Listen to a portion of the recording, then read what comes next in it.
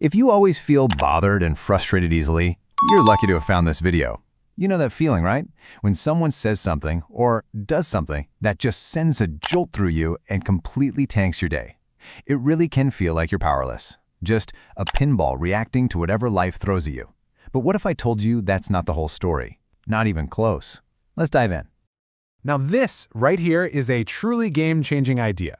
That initial white-hot flash of anger, the physiological rush that floods your entire body, it actually has an incredibly short shelf life. I mean, think about it. Our biology designed anger to be a quick burst of energy for survival, right? Fight or flight. It was never meant to stick around for hours or even days, just poisoning our system. The problem isn't the initial feeling, it's what we do after it shows up.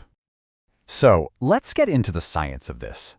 Brain researchers have actually discovered that when something triggers you, the chemical cascade of emotions, all those stress hormones like adrenaline and cortisol that make your heart pound and your face get hot, well, that whole process runs its course and is completely flushed out of your bloodstream in about 90 seconds. It's a real physical event with a clear beginning, middle, and end.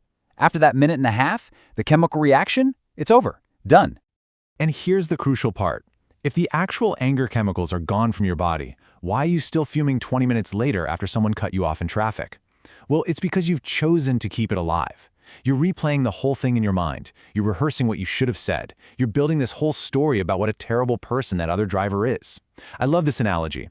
It's like a smoke alarm going off when you burn your toast. The initial danger is over in seconds. But instead of just opening a window, you decide to keep making more burnt toast over and over again. And the alarm just keeps blaring. You're the one feeding the fire. So this leads us to a really fundamental question. We're always blaming other people for how we feel, aren't we? We say things like, they made me so mad. But is that what's really happening? Let's take a closer look at this whole idea of our emotional buttons. I mean, do you ever feel like other people have a remote control for your emotions? Like your coworker, your partner, or maybe a family member can just press a button and boom, instantly switch your mood from calm to furious? We use that phrase all the time. They really know how to push my buttons. We say it like we're totally helpless, like we have absolutely no say in the matter. But you know what? That's a myth we're about to bust wide open. And this right here is the absolute core truth of it all. Nobody can install a button on you. People don't have some magical power over your emotional state. See, buttons only work when they're wired to something.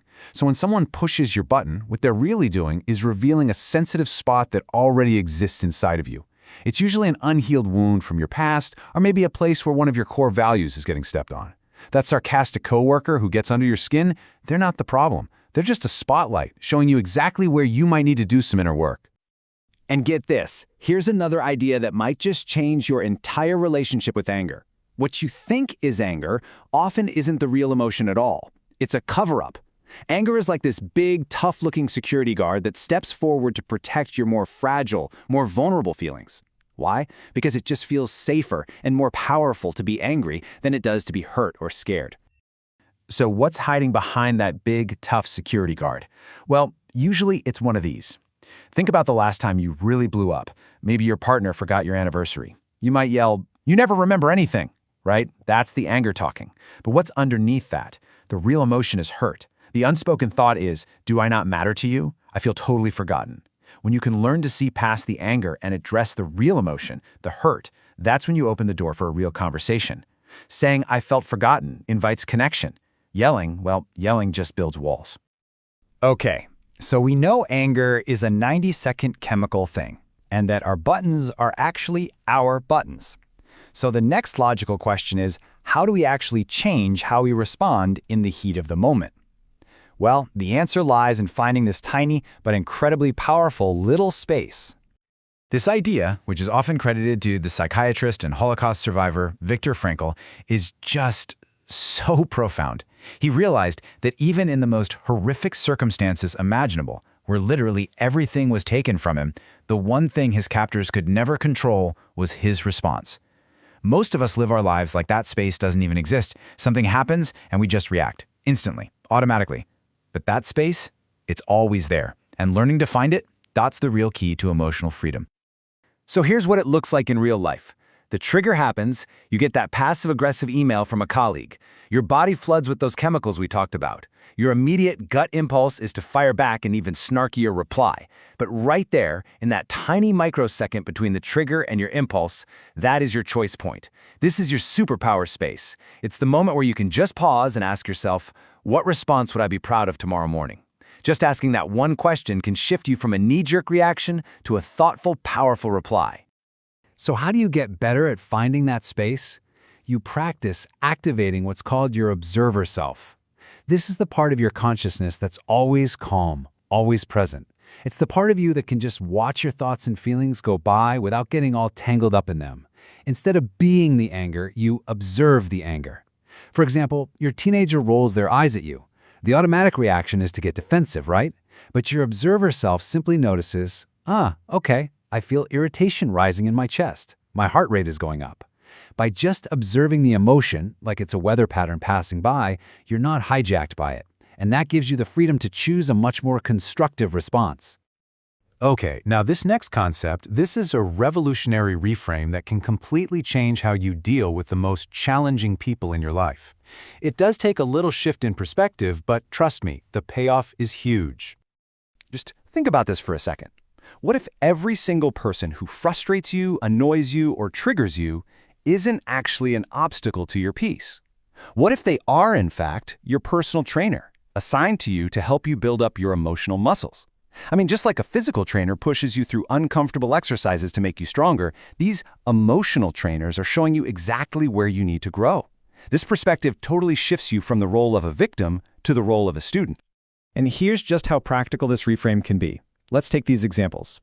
Your micromanaging boss sends their 15th email of the day. The victim story is they don't trust me at all.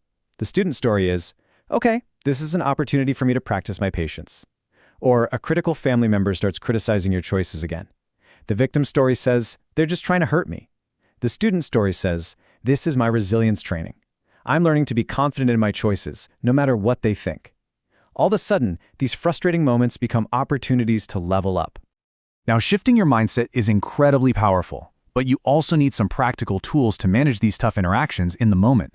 So this section is all about building the skills you need to protect your energy and keep your inner calm. Let's talk about boundaries for a second. A lot of people think of boundaries as these big, impenetrable walls you build to keep people out. But that's not quite right. A much healthier way to think of them is like gates. And you're the gatekeeper.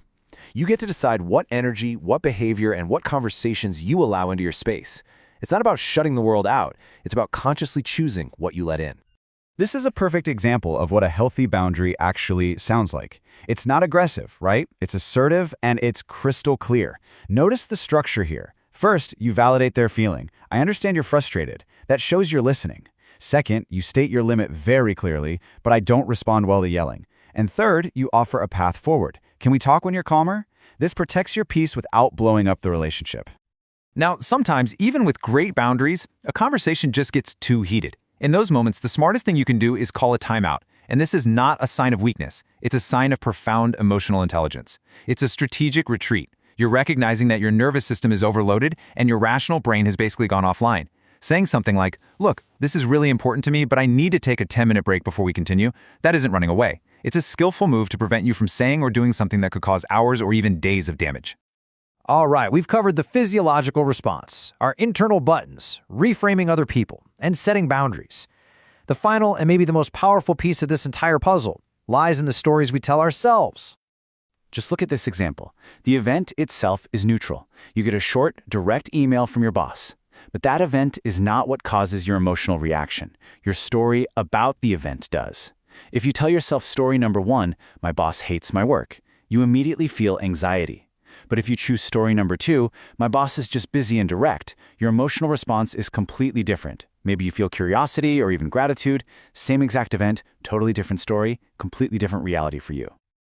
So this is the big takeaway. We are never just responding to the facts of a situation. We are always responding to our own interpretation, our own narrative. And the most incredible part of all of this? You are the author of that narrative.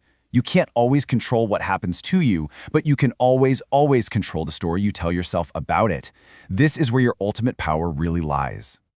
Look, knowledge without practice is really just entertainment. So how do you make all these ideas your new reality? The key is to start small and be consistent. Don't try to master all of this at once. Just pick one technique. For the next week, maybe you just focus on using your observer self. Every single time you feel an emotion start to rise, you just practice naming it. Okay, I notice irritation is coming up. That's it. By doing that consistently, you are literally forging new neural pathways in your brain. You are rewiring your automatic responses. Small, consistent changes. They create massive transformations over time. And this is the question I really want to leave you with. Just take a moment and really imagine that. Imagine a version of yourself that stays calm, centered, and in control no matter what chaos is swirling around you. Imagine those interactions that used to ruin your entire day now being nothing more than tiny bumps in the road.